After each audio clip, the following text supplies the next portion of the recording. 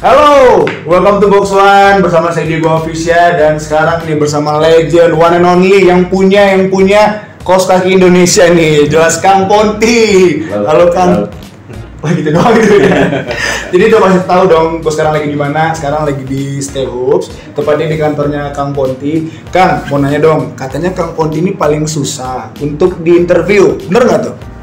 Benar juga sih sebenarnya, benar karena memang bukan tugas saya. Bukan tugas saya, sebetulnya kita kan juga Stay Hoops ada beberapa founder ya. Nah, salah satu foundernya itu yang memang biasa untuk mungkin interview ataupun mungkin ya kayak yang jawab-jawab lah ya gitu lah gitu dari media ataupun dari yang lain gitu. Jadi sebetulnya bukannya sulit dan cuman ya karena bukan tugas saya aja gitu. Tugas saya lebih jaga kandang aja lah. Lebih ngurusin ke ininya apa ya, bisnisnya kali kan? Ya, kreatifnya juga dan yang lain-lain. Oke. Kang, Stay Hoops ini terbentuknya kapan sih? Sebetulnya Stay Hoops tuh efektifnya tuh mulai 2016 awal. Berarti udah 5 tahun? Kurang lebih hampir 5 tahun. 5 tahun lah ya kurang lebih. Kita awal sih startnya mulai 2016 di Bandung dan dari beberapa founder sih kita sepakat kita mulai start di 2016. Foundernya ada berapa orang Kang? Kalau founder sih sebetulnya ada 3.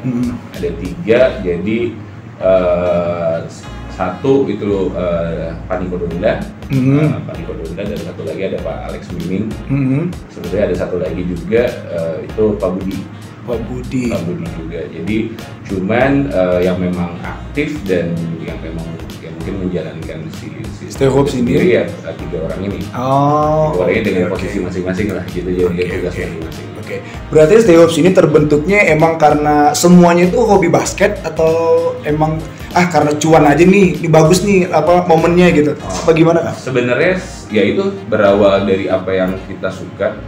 Jadi kita bisa passion ya Kak? Passion. Jadi maksudnya dari 3 founder ini memang dari 4 juga semuanya adalah pemain basket sebetulnya maupun dengan porsinya masing-masing.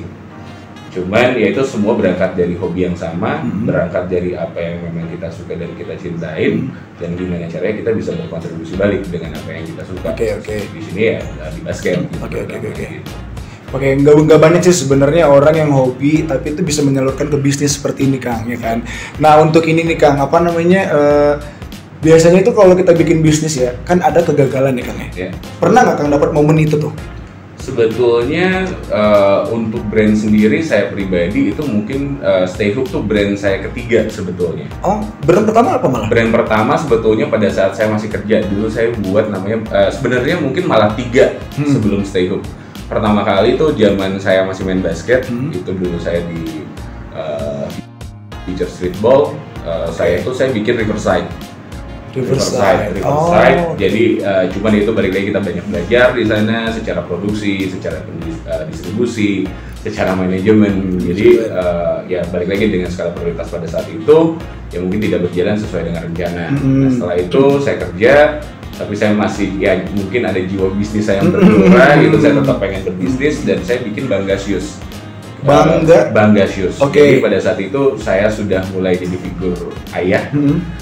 Dan saya tahu habit orang tua tuh ternyata spending banget nih buat anak gitu. Dan pada saat itu saya berpikir gimana caranya saya bisa bikin brand anak, terutama di sepatu. Jadi saya bikin sepatu pada saat itu. Cuman ya balik lagi ternyata kita nggak bisa jalan kalau kita nggak fokus gitu kan, karena saya harus bikin pekerjaan yang setiap hari saya lakukan, tapi saya harus berbisnis juga. Ternyata memang harus memilih dan akhirnya juga tidak berjalan dengan baik. Balik lagi proses pembelajaran dan setelah itu saya buat General Culture. General Culture tuh balik lagi sebetulnya basicnya di basket, cuman lebih ke fashion, jadi streetwear fashion untuk ya daily lah gitu kan. Cuman itu balik lagi saya tidak fokus lagi, dan saya mungkin pada saat itu juga memang ya masih dalam tahap pembelajaran dari kegagalan yang sebelumnya. Tapi alhamdulillah di General Culture saya tahu mungkin branding seperti apa, untuk campaign tuh gimana, untuk build awareness tuh seperti apa. Jadi saya mulai bekerja sama, berkolaborasi pada saat itu. Jadi kita mulai start, kalau General Culture tuh dari 2014 ya. 2014 sampai 2020. Berarti itu 3 brand yang itu memang Akang sendiri yang punya? Itu sendiri saya, sendiri yang punya. Saya sendiri, cuman ya itu balik lagi proses pembelajaran itu memang mahal. Betul. Memang mahal dan itu yang saya balikin mungkin alangkah lebih baik kalau memang apa yang kita jalankan atau apa yang kita buat tuh memang dasarnya dari apa yang kita suka. Jadi mungkin saya bisa garis bawahi di sini mungkin dari 3 brand sebelumnya Riverside Basket, tapi saya belajar di situ mungkin secara manajemennya lah atau mungkin secara quality produknya dan lain-lain dari Kibangga Shoes dan tidak fokus dan lain-lain. Tapi yang saya garis bawahi di sini ya ternyata apa yang kalau kita udah suka dan kita udah tahu behaviornya kayak gampang aja lebih gitu. mudah, Betul. Jauh lebih mudah. Jadi apalagi misalkan kalau kita berpikir bahwa kayaknya kita kayak udah hobi dapat uang juga gitu kan, kayaknya nggak usah berusaha mencintai sesuatu apa yang kita kerjakan karena kita udah cinta dengan apa yang kita kerjakan sekarang gitu. Jadi itu sangat membantu ternyata gitu. Jadi kurang lebih ya kegagalan jelas adalah itu proses fase kehidupan mungkin ya. Hukum alamnya mungkin harus seperti itu. Cuman ya gimana caranya kita step up, kita move forward dan dalam kita belajar dari apa yang kita alamin dan ya alhamdulillah ya sampai sekarang gitu Stay Hope bisa berjalan lah gitu. Nah biasanya gini Kang, kalau orang itu kan bikin bisnis atau apa ya bisa dibilang untuk jualan itu kan biasanya baju gitu. Nah yang saya pertanyakan ini Kang, kenapa awalnya bikin kaos kaki gitu loh?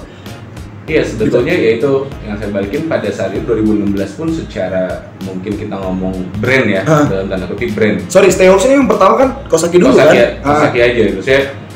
Yang saya pertama yang saya lihat brand basket tuh 2016 pada saat itu memang sudah ada, tapi mungkin tidak terlalu banyak. Dan saya lihat hampir semua tuh mainin ya jersey lah, t-shirt lah, dan lain-lain. Nah saya lihat pada saat itu saya lihat stand sebetulnya kalau boleh sebut brand gitu kan. Saya lihat mereka bisa akuisisi ataupun mereka bisa nge-replace brand besar pada saat itu mungkin Nike ataupun Adidas dengan ada brand baru namanya Stance dan mereka membuat apa ya kayak semacam warna baru lah, kayak nge-refresh bahwa NBA yang tadinya hanya basic kaos kaki, tiba-tiba dia bisa mainin pattern lah, mainin grafik, mainin warna gitu. Dan saya lihat di situ kayaknya oke juga nih, maupun mungkin kelihatannya mungkin ornamen kecil kan gitu kan, apa sih kaos kaki gitu. Tapi ya saya lihat di situ chancesnya satu pemainnya nggak ada, pada saat itu pemain nggak ada dan contohnya ada gitu, contoh yang berhasilnya ada sampai sekelas NBA pun mereka bisa gitu kan.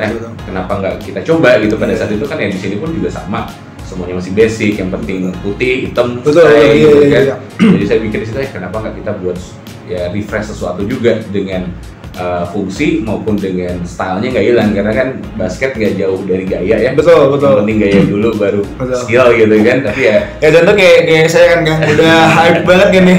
Ada habis banget. Kasih loh udah pakai. Oh iya dong, ini by the way nih ya teman-teman. Ini saya pakai brandnya dari Stay Hope. Ini juga pakai baju Stay Hope. Keren banget kan. Ini lihat di fotonya aja nih, gambarnya gambar Jordan kecil ya. Jordan kecil dan sumpah bahannya juga enak banget loh. Oke. Dan apa ya? Ini juga bingung sebenarnya, banyak sih pertanyaannya Kang ya. Paling sih ya kalau untuk orang-orang yang mau buka bisnis itu kan tips dan triknya tuh kira-kira apa nih Kang? Kalau dari Stay Hope dari pertama saya dengar tadi kan kecil dong pastinya kan. Sampai tadi Akang pernah cerita juga sama saya kayak dari packing sendiri sampai sekarang ya alhamdulillah office-nya udah gede banget kan. Dan siapa sih nggak tahu Mas Stay Hope gitu loh, kaos kaki terbaik. Jujur kita semua di sini sebenarnya suka banget pakai kaos kakinya. Dan by the way, Stay Hope ini made in Indonesia, bukan made in internasional luar negeri ya. Tapi udah ekspor belum sih? Ekspor sudah. Kalau Stay Hope sendiri sih sekarang sebetulnya ya Filipina kita udah ada. Oh udah. Serbia kita udah ada. Wow. Malaysia kita udah ada. Kita Malaysia juga kita sebut brand juga. Mungkin saya sempat kerja sama juga sama Hoop Station di Malaysia ya. Malaysia. Ya, kalau di Indonesia kan Hoops Point ya. Hoops Point. Jadi kalau di luar saya Filipina juga ada. Serbia juga. Gitu. Malah Serbia sebetulnya itu paling laris. Jadi sebetulnya itu kolaborasi kita gitu kan, karena Stay Hope juga pernah kolaborasi sama pemain nomor 1 dunia kan, untuk pemain nomor 1 dan tim nomor 1 dunia untuk di 3x3. Oh iya ya, kita kerja sama Dusan Bulut secara personalnya sebagai legendnya 3x3 pada saat itu sampai sekarang ya jelas, sama Novi Sat Al-Wahda, itu tim dari Serbia juga. Nah jadi kita kolaborasi mereka dengan kekuatan media sosial pada saat itu, dan ternyata mereka berminat untuk berjualan malah mereka jadi reseller kita, mereka beli. Jadi di luar kolaborasi yang terjadi kita dipakai pada saat momen mereka bertanding, ditambah itu ya jadi mereka bisnis juga gitu, bisnis juga. Keren loh Stay Hope juga. Jadi Serbia kita ada, Malaysia, terus juga ya sekarang pun juga kita lagi terus Taiwan kita juga ada, Taiwan juga kita ada. Nah kita lagi coba juga untuk beberapa minimal ya untuk Southeast Asia untuk planning mungkin ya dengan 2 tahun ini kita pun juga bingung ya dengan pandemi dan lain-lain. Jadi mungkin setelah pandemi ya mungkin lebih aman ataupun mungkin lebih sudah mereda. Ya mungkin saya pengen ngejar Southeast dulu lah, Southeast Asia dulu. Tapi gimana Kang lihat perkembangan basket Indonesia? Kalau saya sendiri jujur ya Kang ya, di Jakarta itu udah banyak banget tau lapangan basket. Betul.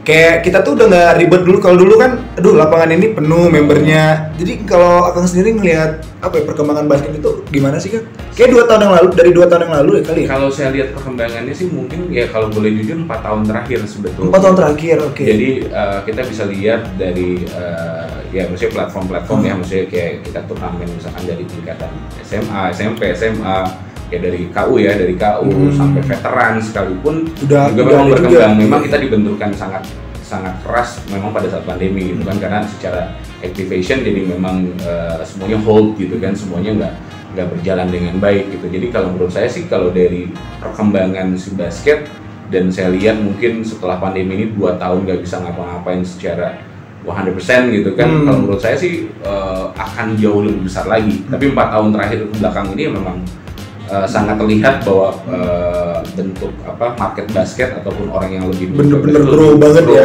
sangat grow sekali. Jadi bisa kita lihat lah dari toko-toko retail, brand-brand basket gitu kan. Apalagi juga sekarang kayaknya kita kan pengikut Air Jordan ya gitu ya. Kayak itu udah banyak banget gitu loh orang yang suka. Betul. Contohnya kayak istri saya juga kan, dari dia tuh nggak tahu Air Jordan, dia cuma beli doang kan. Ternyata pas dia lihat historinya Air Jordan, terus juga dia lihat marketplace-nya berapa setelah kita beli. Kayak sekarang orang tuh udah pada suka gitu loh. Betul. Jadi bisa kita kelihatan maksudnya dari ya kan mungkin sneaker culture juga salah satu bentuk roots yang sama ya maksudnya ya.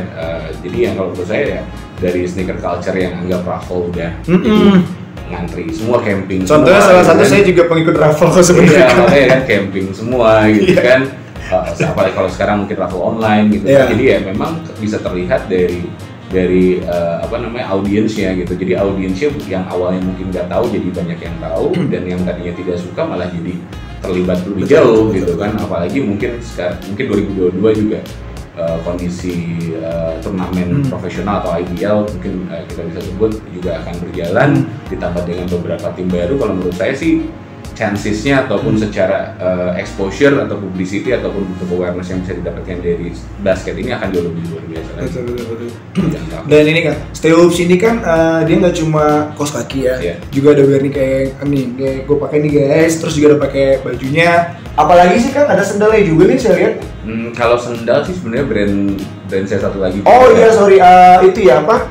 Masker. Kalau masker sih sebetulnya itu saya juga nggak bisa denial, sebetulnya memang sangat sulit. Misalnya kita ngomong basket, kenapa kok jadi bisa bikin masker gitu kan? Betul. Cuman itu pada saat itu karena benturan keras banget pandemi gitu kan, jadi orang butuh kayaknya masker yang cakep, yang bagus. Gimana caranya ya? Saya tadi udah nggak bisa, gue nggak bisa gitu. Saya nggak bisa untuk bikin masker gitu. Cuman ya karena dengan kebutuhan, karena kan semua mungkin pada saat itu survival mode ya untuk brand gitu kan. Apalagi brand kita di basket yang memang secara segmen ya harus ada activation gitu ya, harus ada aktivitas secara offline gitu kan, untuk sebagai display ataupun bentuk campaign gitu kan. Jadi bingung pada saat itu, saya udah nggak mau. Tadinya saya cuma nge-twist aja gitu, kayak nge-twist marketingnya aja, kayak lu beli kaos kaki gua, lu kasih masker tadinya gitu.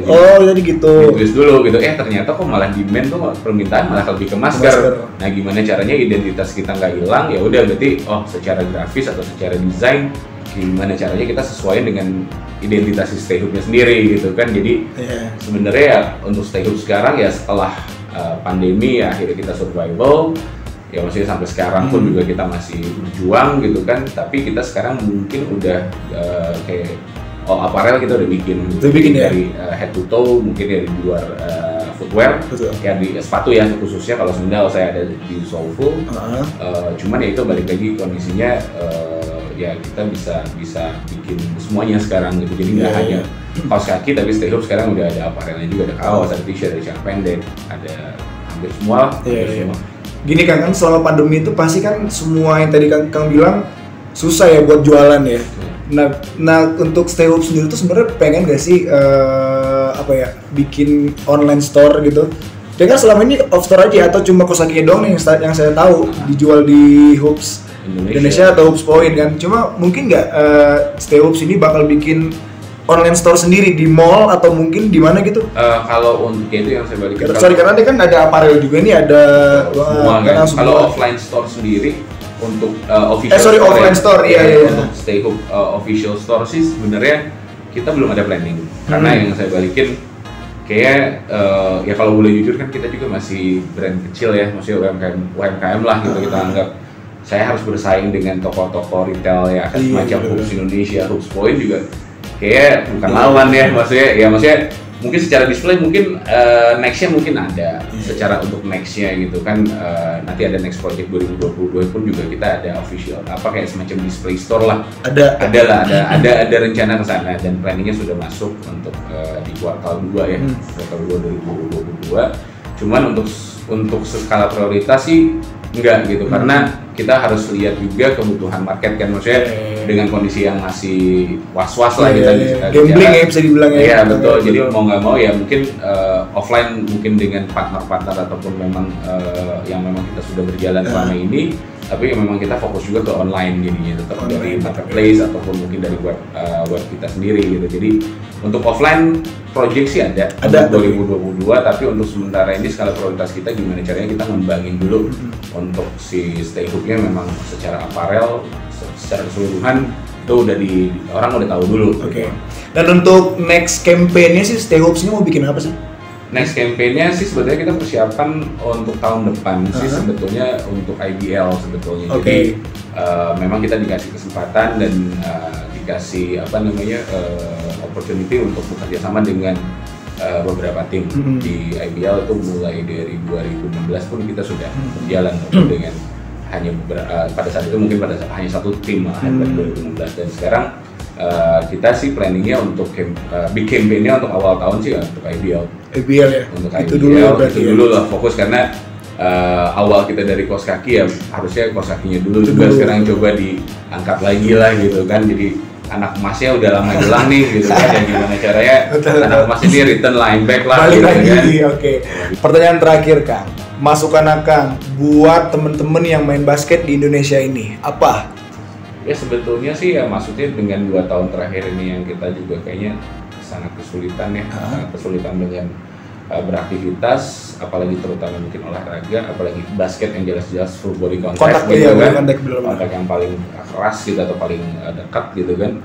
Cuman ya itu yang saya balikin sih untuk basket jelas ya terus berkembang, ya kan terus berkembang, apalagi mungkin dengan fasilitas yang sekarang makin banyak, ya kan.